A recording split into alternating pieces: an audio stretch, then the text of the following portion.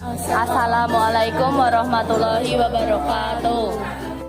Kami dari kelompok 2 akan menjelaskan tentang tugas geografi mengenai bab pola keruangan serta interaksi antara desa dan kota.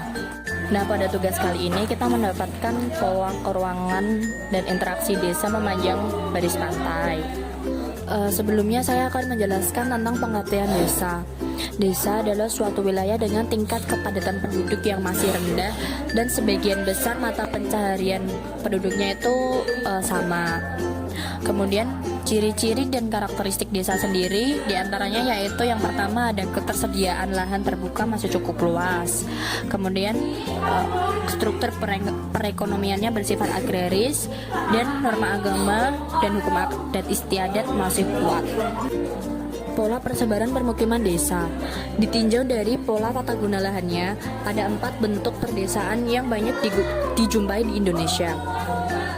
Yang pertama yaitu bentuk desa linear atau memanjang. Yang kedua, bentuk desa yang memanjang mengikuti garis pantai. Yang ketiga, bentuk desa terpusat. Dan yang terakhir yaitu bentuk desa yang mengelilingi fasilitas tertentu. Pada kali ini, kita akan menjelaskan tentang bentuk desa yang memanjang mengikuti garis pantai. Desa ini umumnya terdapat di wilayah pantai atau pesisir yang penduduknya umumnya bermata pencaharian sebagai nelayan. Pada bentuk desa yang memanjang mengikuti garis pantai, bagian-bagian atau wilayah di daerah ini dibagi menjadi 3 bagian, yaitu daerah dengan pemukiman penduduk, kemudian daerah pengembangan pemukiman, dan daerah kawasan industri kecil.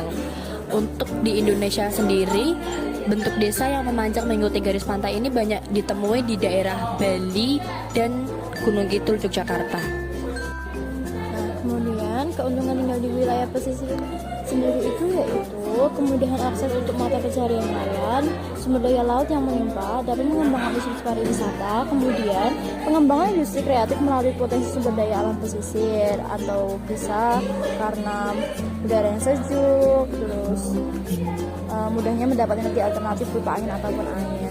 Untuk kerugiannya sendiri yaitu potensi terkena gelombang tinggi, kemudian suhu wilayah yang lebih tinggi, terkena ancaman abrasi pantai, sumber daya air tanah yang jarang.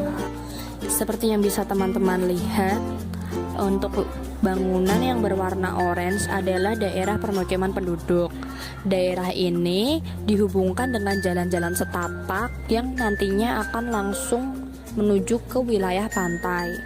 Sedangkan untuk bangunan yang berwarna putih adalah daerah pengembangan permukiman. Wilayah ini biasanya dibangun menjadi perumahan yang bangunannya lebih modern daripada daerah permukiman penduduk asli desa sepanjang garis pantai. Kemudian di sini ada kawasan industri. Kawasan industri ini berada di antara daerah pemukiman penduduk dan daerah pengembangan pemukiman.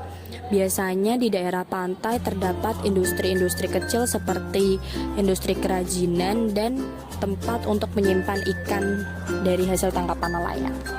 Untuk alat dan bahan yang dibutuhkan, yang pertama kardus, kemudian gabus, cat poster, gunting, pohon mainan, bebek mainan, origami kapal, kain perca, triplek, lem tembak, lem kertas, tusuk gigi, dan stik es krim.